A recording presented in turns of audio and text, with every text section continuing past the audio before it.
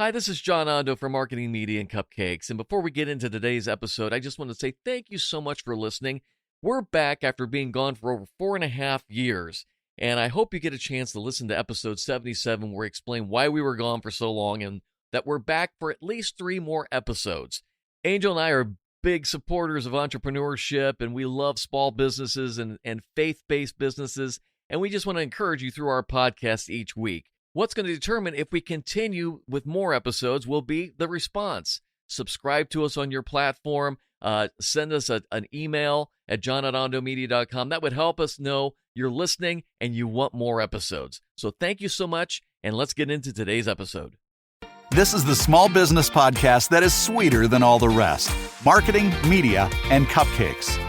If you're starting a new business, how much debt should you put on your credit cards? That's something we're going to talk about today on Marketing, Media, and Cupcakes. Hello, I'm John Ondo, and I am a filmmaker and a small business owner. Along with me is my beautiful wife, Angel. Hi there. She has a side hustle of a cupcake business, Angel's Custom Cupcakes, and she's also works full-time with a big company with customer service and does a lot of that. So how are you doing today, sweetie? Right at the moment, I'm a little warm. Yeah. It's just my morning, ritual of getting a little bit heated.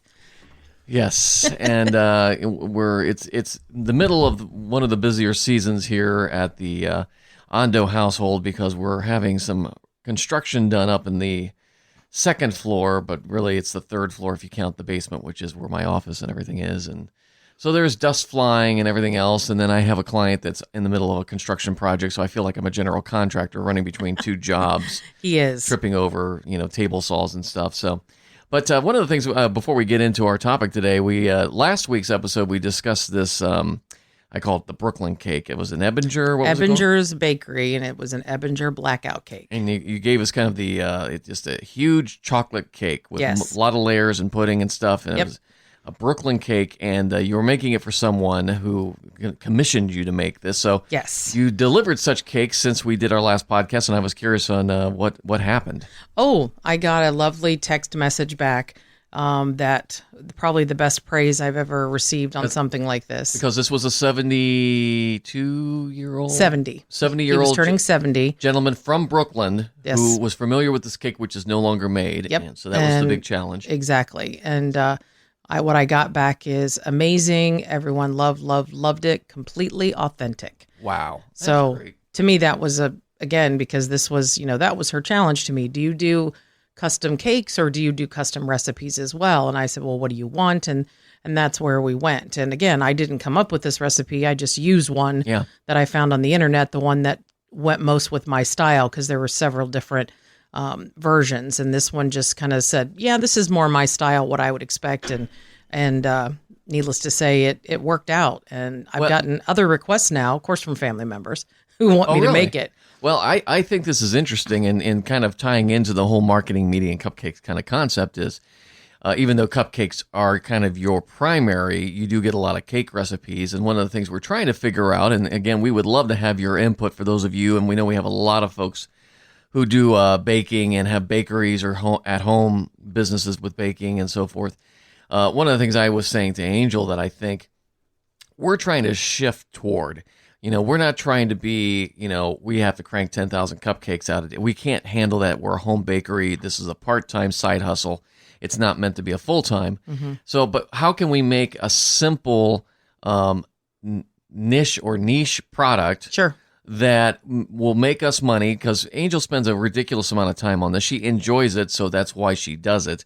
But for this cake, you didn't take time off, but you've had projects. You've taken time off work to do a project that maybe makes you $100. Yeah, and that's part of my problem too. And I stress that to anybody who is considering starting a business.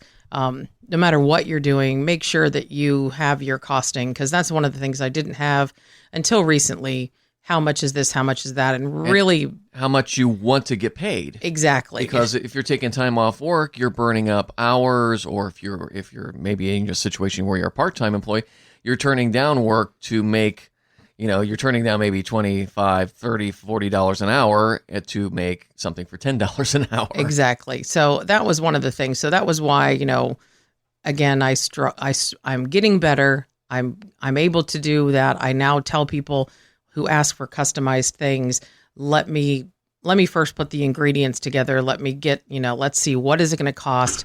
Then how much time I think it's going to take me, and then I'll give you a price, versus just saying, okay, this is it. And then I end up spending 7 hours on something that I only charged $50 for, and the ingredients were 20.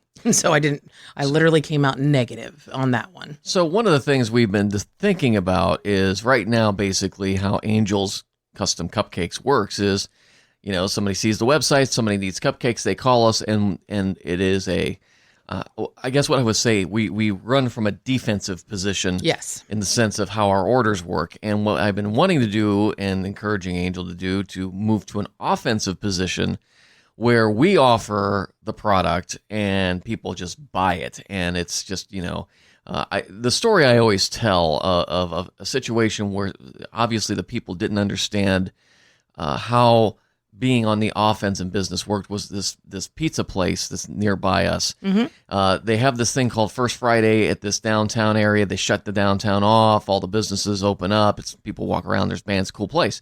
So this pizza place, which I had always gone to, but changed owners. The new owners didn't get this. And so they just left their normal menu where you can come in. It's like, yeah, I want a pepperoni and a mushroom and a blah, blah, blah. Or I want an anchovy, blah, blah, blah. There was no specific special that night. So everybody was walking in, ordering custom pizzas basically. And it was an hour wait because nothing was on deck, nothing was in the oven. And what should have solved this was they should have had a Friday night special, pepperoni pizza, $5. So it's a recommended. Basically, we want you to buy just this pizza. If you buy any other pizza, it's not going to be ready. It's going to take time. And they'd have them ready and they could just hand them off and go. That's what they should have done. But instead, a lot of people were ticked off. They weren't getting their pizzas. It was taking forever. Kids, they're screaming kids, that kind of stuff. Sure. So again, that's where I say get on the offensive and don't say, hey, we can do anything. No, just say we can do anything, but our special today is the $5 pepperoni pizza and you can walk out with it. Likewise, what I thought with this Ebinger, this Brooklyn Ebinger cake, or however you're saying it correctly. Is it? Okay, cool. Yeah, Ebinger. Could we do a situation with Angel's Cut that we are making Ebinger cakes this week? It's our special, and we are taking orders between Monday and Thursday. The cutoff is Thursday, and then or whatever. So there's enough time for you to make said cakes, and you can say there's a maximum of 25 or something you can make, or whatever that would be. 25 might be a bit aggressive. Well, maximum of 10. And I think that's reasonable because you're not going to probably get more than that for this kind of a special thing. But it's it's going to be a $70 cake.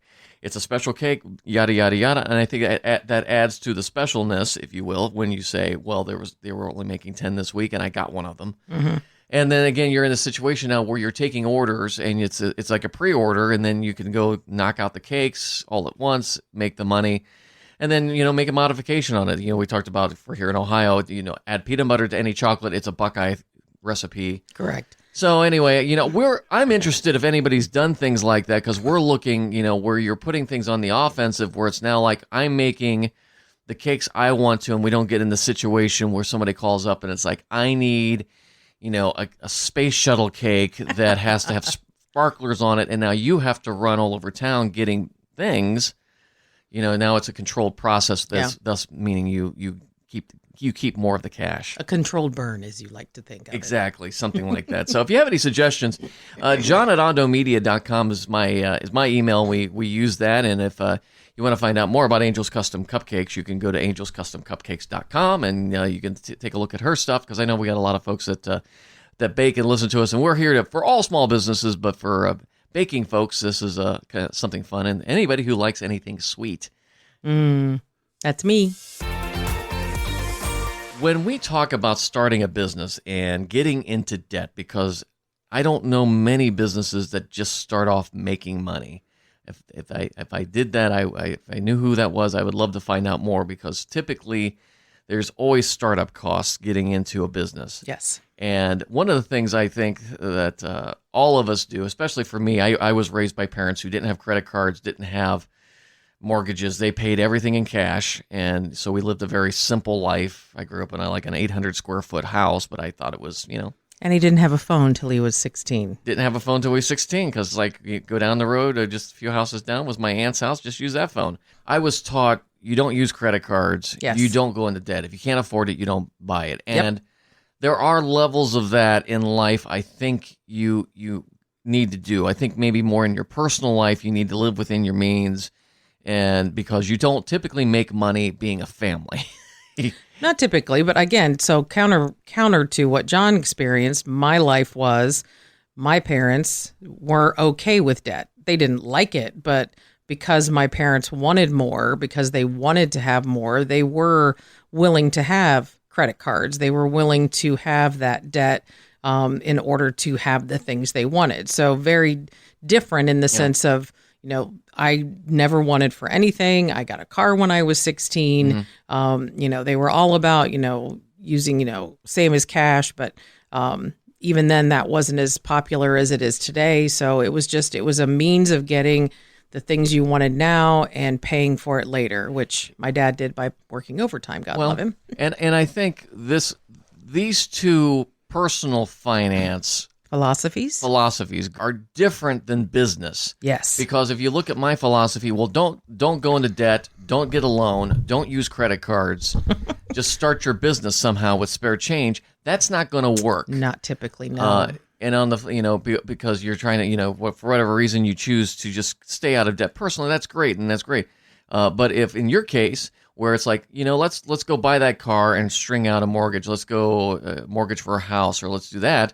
Again, that can work fine for your personal finances if you're not somebody who stresses out over, I've got $80,000 in debt I'm paying over 25 years maybe. But then again, in business, you can also go out and say, you know what, let's go buy a building if you're not making the money. So I think the first thing, as we talk about how you handle debt, is you have to think about how do you respond to debt in a personal way, and does that influence how you do your business? Oh, for sure. Because I do think, it's funny. I'm working with a client right now who everything goes on an American Express card. The extended warranties, the interest rate I think is moderate, but it's, and I know other people who do the 90 days same as cash. We do that quite a bit, but. And when they said, yeah, we're going to put this big purchase on an Amex card. And I'm like, my first reaction is, you're kidding. And then you think about it for a second. It's like, no, that's totally fine. And that's cool if you want to manage your business like that, because there are advantages. So, but that's my personal bias, or personal how I was brought up, is you put it on a credit card, because that always to me said, if you put it on a credit card, you don't have the money. Mm-hmm. And that is not necessarily true. You just don't have the money right now. As our friends say, you're buying time with loans, and you're buying time with credit cards, but you have to be balanced about it. So, I'll just share quickly, the Ondo Media story. I had worked, with many different nonprofits and for-profits and working in television and media, but finally I decided I wanted to get out. I wanted to start my own business, so I could do really what I felt like I could do more of, which is working with nonprofits and commercial businesses and small businesses. So unfortunately, about the time I did this was about the same era I was going through, unfortunately, my divorce. So it was a very, very financially challenging time. There was no bank account with money in it or anything like that. So I decided it's going to have to be put on credit cards, which was tricky, but there was just no other option. And, the thing about it is, for my standpoint, I wasn't sure what I was going to be making. So when you say I'm going to go and invest on equipment, in my case, how long will this equipment last? You can't go out and buy a consumable. To me, buying consumables on a credit card that you can't pay off in 30 or 60 days is a bad idea. So, for example, if you're a paint guy and you're painting, if you're buying all this paint and it's just consumable, it doesn't make you any money past this first, investment. It's gone. Versus for me buying a video camera, which I'm going to be using for the next 5 years, and making income on it. So these are the different things I had to consider. So one of the things I needed to look at is, you're charging a client maybe $3,000, but in fact, you're ending up with, $2,000 in rental equipment. So for me, very, very early in, I decided I just wanted to purchase my own equipment. I was smart about it, purchased just the minimum, good quality, but not too crazy. and it went on credit cards. So by the time you and I got married several years later, we found, you found me in, not by some standards a lot of debt, but several tens of $1,000s in debt. And we had to figure out, and at the time, remember this is 2000, this is post 2008, 2010. I went to a bank and they were like, no, you're divorced and you're a small business, so strike two, you're done. Yeah. No loans for you. So, but that had changed by the time you and I got married, and you had a relationship with a bank here in town, and they were like, yeah, we're working with small businesses all the time now. Yeah, it was kind of like, what? Oh, so again, that's their niche, or niche or whatever. That's their thing. That's their thing, is they support small business. And so the fact that, but again, it had been several years, I think it just worked out. It was just kind of like, well, let's ask the question, like, oh no, that's what we specialize in now. Like, oh, grand. And we were able to go consolidate the debt. I had run up, several $1,000s, multiple thousands of dollars on a couple of different credit cards. And I was making payments, minimal payments on them. But, obviously, if you understand how the credit cards work, if you make the minimum payments, you're just paying off the interest. You will not get that paid off. So it was a great relief to me. And here's something for those of you who are not financially aware how banking and credit works. I have, even now, which just is bizarre, a credit rating that's in the 800s, which I think is ridiculous because I ran a lot of credit card debt. So for those of you who are sitting back saying, I can't, I don't want to run up my debt on my credit cards, or I don't want to have a loan, it'll ruin my credit rating. That's not true. Actually, having credit cards and having loans and making proper payments with them will make your credit better. Oh, yes. And that's what happened. I never missed a payment. I always made my minimums or better, and there was times where and with my business, I can go 2 or 3 months where I don't have hardly any income, and then suddenly I get a huge payment for a project we worked on. So, and I would typically, because of the mindset of my parents, whatever profit there was, I went into credit card debt, and I still didn't eat. So I was always trying to pay off that credit card debt. So I was making payments and trying to do what I can. The result of that was I had a great credit rating, even though I had a lot of debt. But he ate only popcorn. Yeah, I only ate popcorn, which is fine. So the thing that I guess the couple things we would say, if you're starting your business off, I don't think using a credit card is a bad thing. You are essentially getting a loan. The problem is you're getting a high interest loan, depending on the credit card you're using. That's why if again, what the banks will typically look for, and I'm not going to sit back and say this is gospel everywhere you go. But what I had a couple credit cards which were what I called my business accounts. I had a business bank account and I had a business credit card, and then I had another card that was specifically for business expenses. So when I went to the bank for the loan, I said, here is what my debt is, here are the credit cards, and they looked at it and said, well, you're making payments. So they could instantly see, I'm not a big risk. Let's get rid of all that interest and get it consolidated and pay that off into one consolidated business loan at a lower interest rate. So if you're thinking, well, I'm going to start a business, I'm going to have to use my credit cards, but the banks are going to say, you use credit cards, and we're going to ding you. No. You got to remember, banks make money by loaning money. So that's the point. They want to loan money to you as long as you show them there's a track record that you're paying it off. So if you have credit card debt and you are dealing with your business, and maybe what's funny is I had the consolidation was like $30,000. I mean, this wasn't like going to a bank and buying a building where you needed hundreds of thousands of dollars. So they kind of laughed a little bit when I was like, is this going to be okay? And they're like, this is pocket change to us. This is not a big deal. You're going to pay it off. It's going to be fine. So it was a huge thing to make that move to get off the credit cards for me into a business loan. And it kind of actually made me feel like I was a real business because I have a business loan now. And so don't be afraid to start off with credit cards. Don't go crazy. Establish a pattern that you're paying off said credit cards. And then when you're kind of at that breaking point where it's like, yeah, this is starting to get to the point where the interest rates are going to kill us soon. And it's like everything else. It's like when you get married, when you're in your 20s, everybody lives in an apartment for a few years, okay? Yeah, you're throwing money into the air, but you're probably also saving some money on the side and so forth. So there's nothing you can do. Very few people jump right from like living with mom and dad into a house. So it's just like the same thing with a business finances. Very few people ever jump from like, I'm going to start my business into here, I'm making money. You end up doing credit cards for a little bit, and then once you show you've established that pattern that we're making money, I'm paying off this card, you can go to a bank and they're gonna give you money. So then you can shop it and say, what's the interest rates? What's my payment?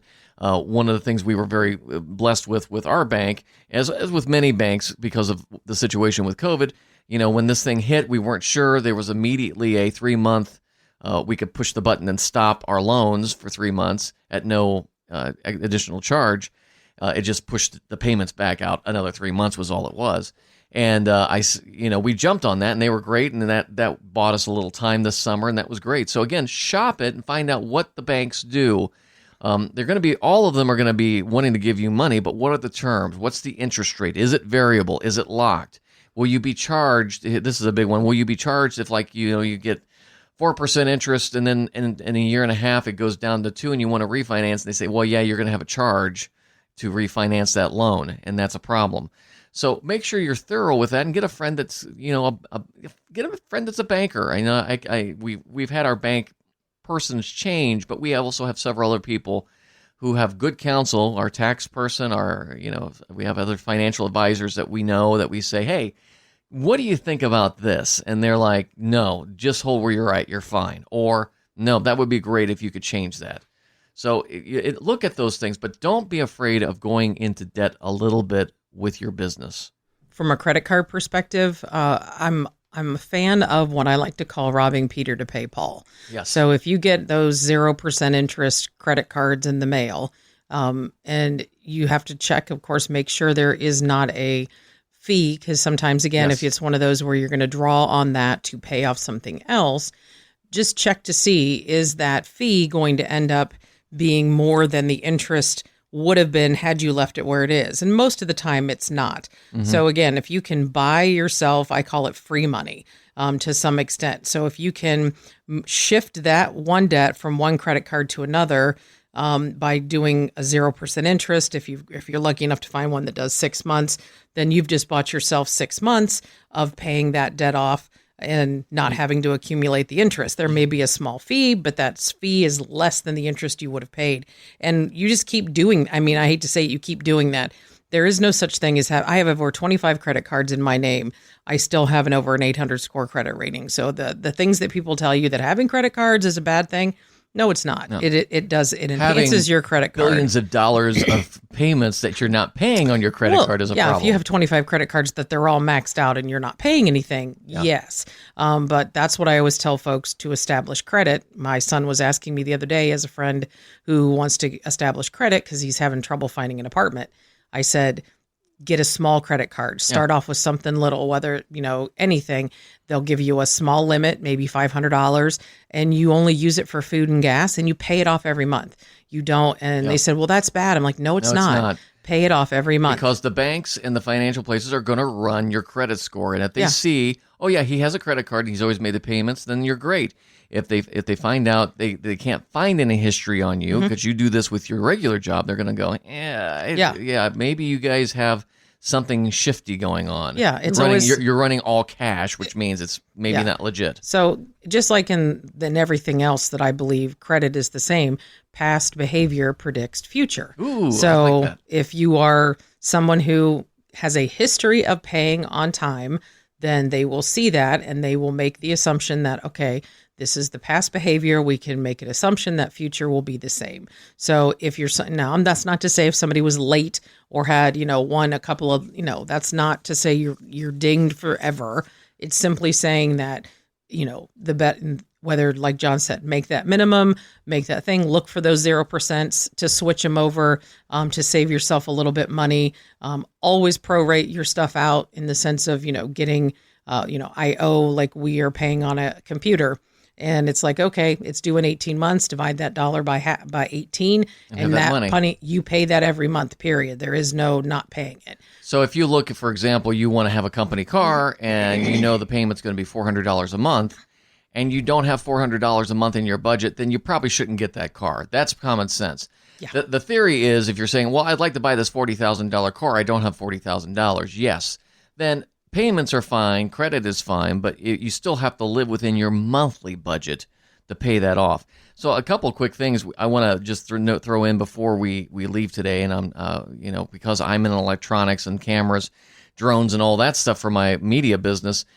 Best Buy, they have a credit card. I think it's 18 months, same as cash, depending on how much you're purchasing. Correct. Now be aware, and I think this is also the same for Apple. Apple has their own credit card that they use through Barclays, and you can do 18 months, same as cash. I think for any purchase over $1,000. That's how we picked up an iMac.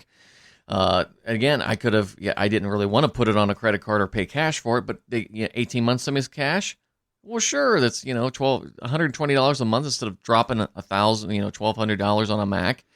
So that's how that does. But if you do not make your payment by that 18th month, you are charged in some cases the entire interest for that. All cases. Yeah, for that 18 months. Yep, you are charged that interest. It's not like, I'm going to get charged 3% on the $200 I have left. It will be the entire amount. It's like you didn't even get the free 18 months. Yeah. So if you're not aware of that, don't think, I can't do it in 18 months. I'll do it in 20. You're going to get burnt.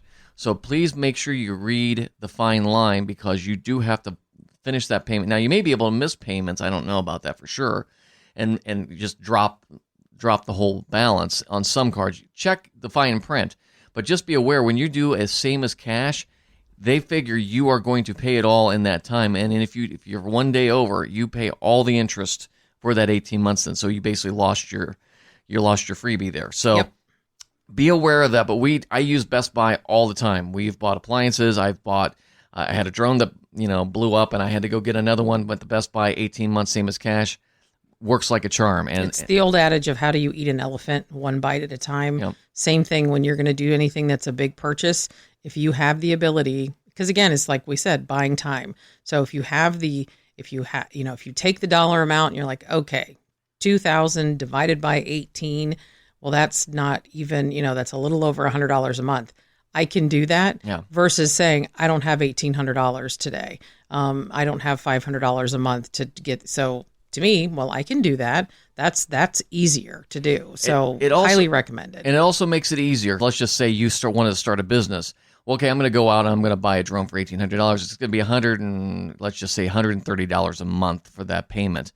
For the next 18 months after that, you're done. Can I make $200 a month on that drone? I won't pay myself, and then you get drone insurance and other expenses. Suddenly now the math gets really easy of how much money do I have to make a month to start paying that off. Exactly. And so this is what I have to look at is, I've got expenses, how much does it cost, and how much do I need to make? And a lot of times people make a big mistake by not, like you said with your cakes, how much do I have to spend a month? That way I know how much I have to make a month. So again, we're not financial advisors. We're just people who have done small business, so we know what's going on. Check a financial person who knows a little bit more, but I'm sure they'd say, please.